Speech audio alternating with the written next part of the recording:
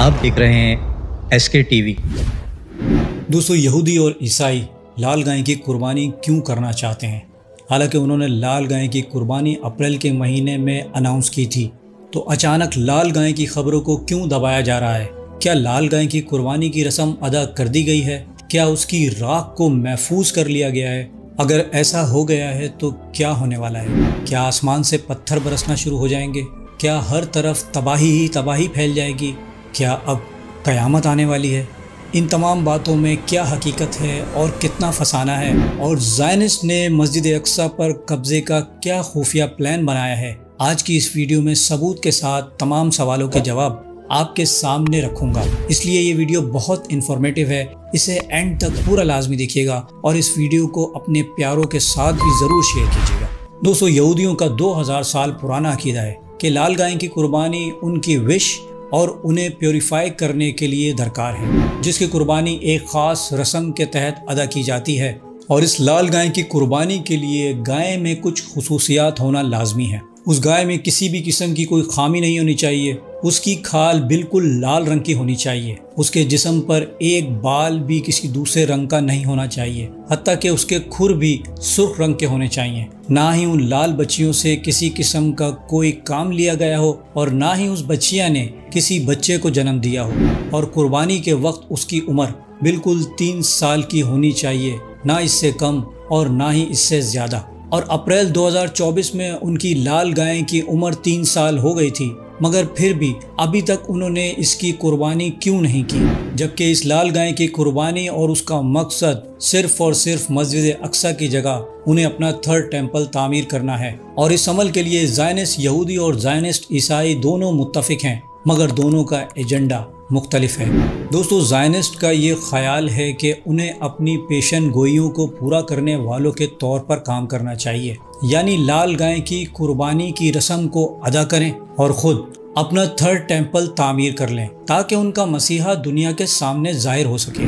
जबकि इसके बरक्स एक आम यहूदी का ये मानना है कि उन्हें खुद से हैकल नहीं बनाना चाहिए। हमें अभी अपने मसीहा का इंतज़ार करना चाहिए, क्योंकि मसीहा आकर खुद हैकल की तामीर करेगा, जैसे कि हज़रत सुलेमान अलैहिस्सलाम ने खुद 1st टेम्पल तामीर किया था।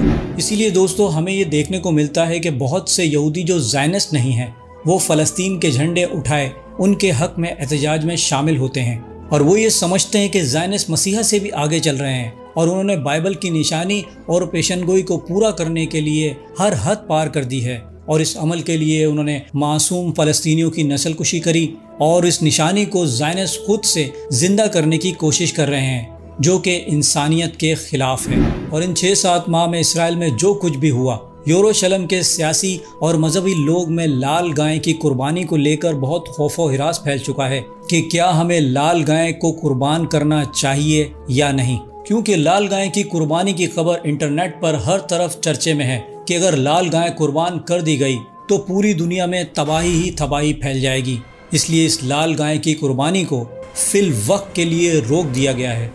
और द टेम्पल इंस्टीट्यूट के डायरेक्टर आइजैक रोवन ने कहा है कि हम 3rd टेम्पल की तामीर के लिए एक पीसफुल हल निकालेंगे, बगैर किसी खून खराबे के। यानी एक ऐसा मंसूबा पेश किया जाएगा कि जिससे 3rd टेम्पल भी तामीर हो जाएगा और सब मामलात अमन व सुकून से निपट जाएंगे और किसी भी किस्म का कोई खून खराबा नहीं होगा और ना ही किसी किस्म की कोई जंग होगी। मगर दोस्तों, लाल गाय के मुतालिक मेरी राय कुछ मुख्तलिफ है। अभी सिर्फ लाल गाय की कुर्बानी की बात ही हुई है तो हज़ारों की तादाद में मासूम फ़लस्तीनियों को शहीद कर दिया गया और लाखों फ़लस्तीनियों को उनके घरों से हिजरत करने पर मजबूर किया गया और उनकी नस्ल कुशी की गई। और आज फ़लस्तीन के मुसलमान भूखे प्यासे रहने पर मजबूर हैं और कहत की हालत में ज़िंदगी गुजार रहे हैं। मगर द टेम्पल इंस्टीट्यूट का डायरेक्टर बड़े आराम से ये बात कह रहा है कि हैकल की तामीर करने के लिए एक पीसफुल सलूशन निकाला जाएगा। मतलब उन्हें अपना 3rd टेम्पल हर सूरत तामीर करना है। और लाल गाय के मुतालिक रोवन का कहना है कि उनके पास अभी कई लाल बच्चियां ऐसी हैं जिनकी उम्रें अभी छोटी हैं, यानी वो अभी तक 3 साल की नहीं हुई हैं। तो अगर अप्रैल के महीने में ये कुर्बानी नहीं भी हुई तो कोई मसला नहीं, क्योंकि हमें अगर कुछ महीनों बाद भी लाल गाय की कुर्बानी करना पड़ी तब भी हमारे पास लाल गाय मौजूद हैं। और अगर अगले साल भी करना पड़ी तो उसके लिए भी हमारे पास उस उम्र की लाल गाय मौजूद होगी। یاد رکھیے گا انہیں صرف ایک لال گائے کی ضرورت ہے، جبکہ ان کے پاس اسرائیل میں شولن کے فارم میں 5 لال گائیں موجود ہیں۔ اب دوستو دا ٹیمپل انسٹیٹیوٹ کا پیسفل سلوشن کیا ہے اور وہ کتنا خوفناک ہے، یہ آپ اس نقشے میں دیکھیے۔ یہ نقشہ اور اس کا سلوشن دا ٹیمپل انسٹیٹیوٹ کی ویب سائٹ پر ڈال دیا گیا ہے۔ آپ دیکھیے کہ دا ٹیمپل انسٹیٹیوٹ نے کس طرح مسجد اقصی کے احاطے پر قبضہ کرنے کا پورا پلان اپلوڈ کر دیا ہے۔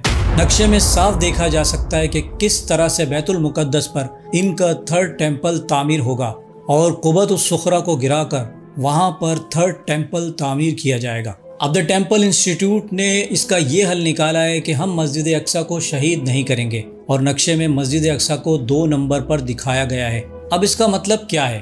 کیا وہ مسلمانوں کو کہیں گے کہ آپ اپنی مسجد اقصی بھی رکھیے اور ہمیں اپنا 3rd ٹیمپل بھی تعمیر کرنے دیجیے؟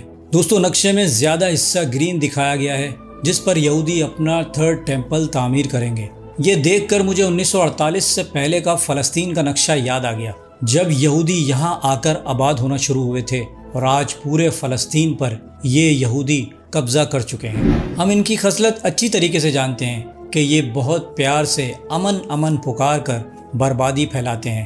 مسلمانوں جاگ جاؤ اور دیکھو، ان کی تمام تیاریاں مکمل ہیں اور ہر طرح کا پلان ان کے پاس موجود ہے کہ اگر پلان اے کامیاب نہیں ہوا تو ان کے پاس پلان بی موجود ہے، اور اگر پلان بی بھی کامیاب نہ ہوا تو ان کے پاس پلان سی موجود ہے۔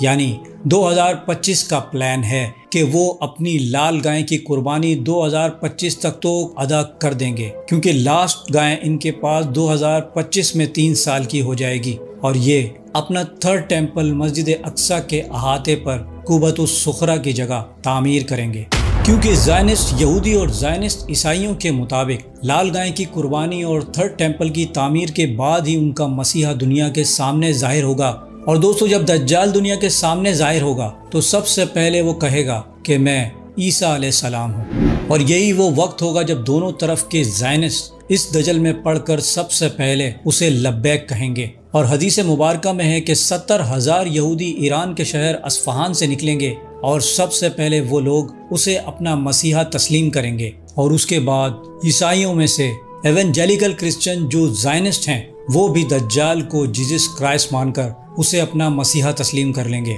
اور پھر زائنسٹ کی بنائی گئی ہر تنظیم کے لوگ دجال کو اپنا مسیحا تسلیم کر لیں گے اور اس کے مکر و فریب میں پڑ جائیں گے، حتیٰ کہ دنیا کی اکثریت دجال کو اپنا مسیحا سیویئر تسلیم کر لے گی، اور جب سب لوگ یہ تسلیم کر لیں گے تب دجال خدائی کا دعویٰ کرے گا، اور دجال ایسے معجزات اور کرامات کر کے دنیا کو دکھائے گا کہ لوگ یہ دیکھ کر اسے ہی اپنا خدا تسلیم کر لیں گے۔ کیونکہ دوستو دجال ایک ایسا فتنہ ہے کہ جس کے فتنے سے ہر نبی علیہ السلام نے اپنی امتوں کو ڈرایا ہے، جس کے بارے میں ہمارے پیارے نبی حضرت محمد مصطفیٰ صلی اللہ علیہ وسلم نے ارشاد فرمایا کہ آدم علیہ السلام سے لے کر قیامت تک کوئی فتنہ اتنا بڑا نہیں ہوگا جتنا بڑا فتنہ مسیح الدجال ہوگا۔ اللہ سبحانہ و تعالیٰ سے دعا ہے کہ یہود و نصارہ کے ان تمام دجالی عمل سے امت مسلمہ کو محفوظ فرمائے اور دجال کے فتنے سے ہمارے ایمان کی حفاظت فرمائے، آمین۔ دوستو امید کرتا ہوں میری ویڈیو سے آپ کی معلومات میں اضافہ ہوا ہوگا اور کچھ نیا جاننے کو ملا ہوگا۔ اگر میری ویڈیو آپ کو اچھی لگی ہے تو میری ویڈیو کو لائک کریں، میرے چینل کو سبسکرائب کر لیجئے اور بیل آئیکن پہ بھی کلک کر دیں۔ اب میں ملوں گا آپ کو ایک ایسی ہی انفارمیٹیو ویڈیو کے ساتھ، تب تک کے لیے اللہ حافظ۔